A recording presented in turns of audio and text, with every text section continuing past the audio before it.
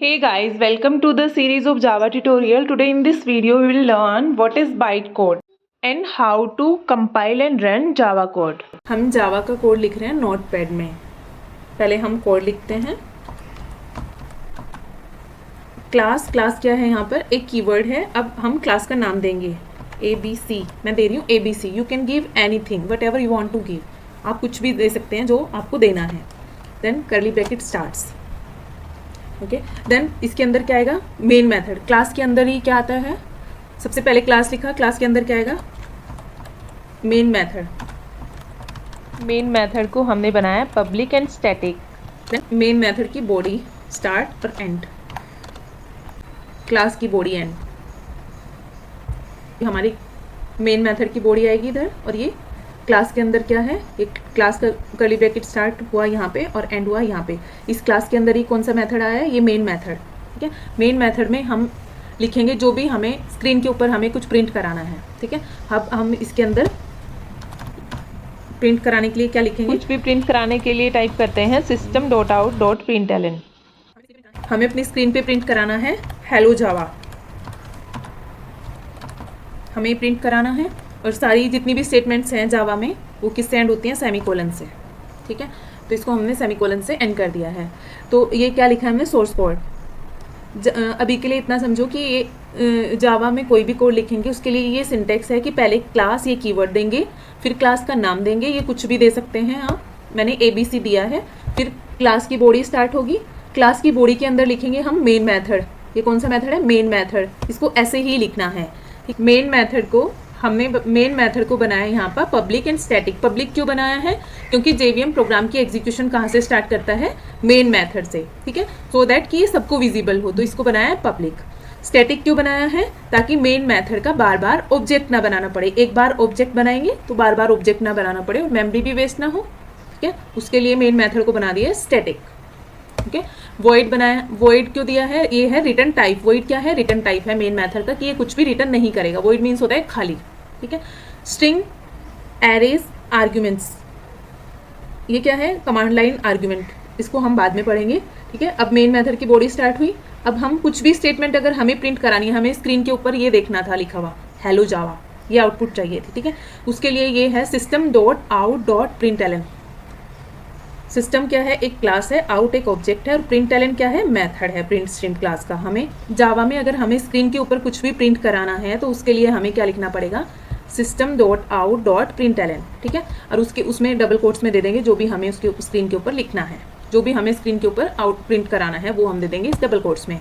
Statement को end कर देंगे सेमीकोलन के साथ. ठीक है, अब ये मेन मेथड की body close, main method close, then class body close. ठीक है, ये क्या था हमारा? Source code. ठीक है, अब इसको कैसे सेव करेंगे?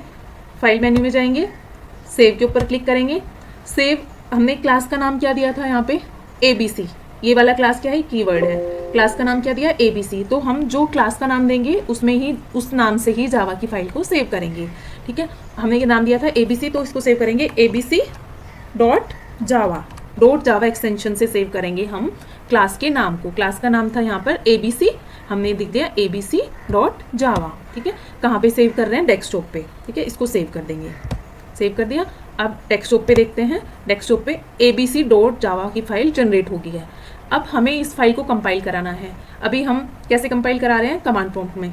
तो हम कमांड प्रॉम्प्ट ओपन करेंगे. कमांड प्रॉम्प्ट में कंपाइल करने से पहले मेक श्योर करेंगे कि जावा JDK पहले से इंस्टॉल है हमारे PC में.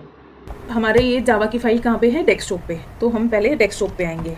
जहाँ पे भी फाइल है हमें उसी डायरेक्टरी पे जाना है. पहले CD डेस्कटॉप, डेस्कटॉप.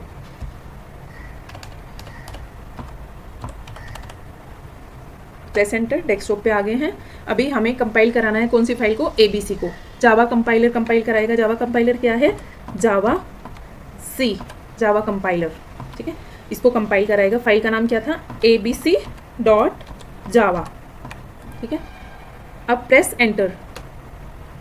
जैसे ये फाइल कंपाइल हो जाएगी, ABC फाइल कंपाइल होने के बाद उसी लोकेशन पे जहाँ पे हमारी सोर्स फाइल थी, डेस्कटॉप पे थी, डेस्कटॉप पे ही ABC.class फाइल जनरेट होके आ गई है. जो ये ABC.class फाइल है इसको ही क्या बोलते हैं? Byte code. ये कंपाइल फाइल है. सोर्स कोड को जावा कंपाइलर ने कंपाइल करके उसको बाइट कोड में कन्वर्ट कर दिया है. ठीक है। अब हम इस बाइट कोड को, इस डॉट क्लास फाइल को किसी भी प्लेटफॉर्म पे चला सकते हैं। लाइक मैं विंडो पे यूज़ कर रही हूँ, विंडो पे भी रन करा सकती हूँ। अगर मैं कोई दूसरा ऑपरेटिंग सिस्टम पे रन कराना है, लाइक मैक पे या लिनक्स पे, उसको भी, उसमें भी मैं बार बार ये कोड लिखने की जरूरत नहीं पड़ेगी, इस फाइल को ही रन करा सकती हूँ प्लेटफॉर्म पे। तो ये क्या है, प्लेटफॉर्म इंडिपेंडेंट है, जावा प्लेटफॉर्म के ऊपर डिपेंड नहीं करती because of this byte code. इसको हम कहीं भी एग्जीक्यूट करा सकते हैं अगर हमारे पास है, बार बार हमें कोड लिखने की जरूरत नहीं पड़ेगी। ठीक है, अब इसको एग्जीक्यूट कैसे करेंगे, यहाँ पे लिखेंगे जावा, JVM इसको एग्जीक्यूट करेगा। जावा फाइल का नाम क्या था, ABC, बाइट कोड क्या था, dot class file ABC, press enter, ये आ गया हेलो जावा। हमें यही स्क्रीन के ऊपर प्रिंट कराना था ना, हेलो जावा। तो ये हमारा कोड एग्जीक्यूट हो गया। अभी यहाँ पे जावा सी से हमने क्या किया था, इसको कंपाइल कराया था। जैसे ही कंपाइल कराया तो कौन सी फाइल जनरेट हुई थी, डॉट क्लास फाइल, इसको ही बोलते हैं बाइट कोड। ठीक है, ये कौन सी फाइल थी, ABC डॉट जावा, ये था सोर्स कोड, ये था बाइट कोड। बाइट कोड को हम कहीं पे भी किसी भी प्लेटफॉर्म पे एग्जीक्यूट करा सकते हैं। इसके वजह, बाइट कोड की वजह से ही जावा क्या है, पोर्टेबल है एंड प्लेटफॉर्म इंडिपेंडेंट है। That's all for today, thank you for watching.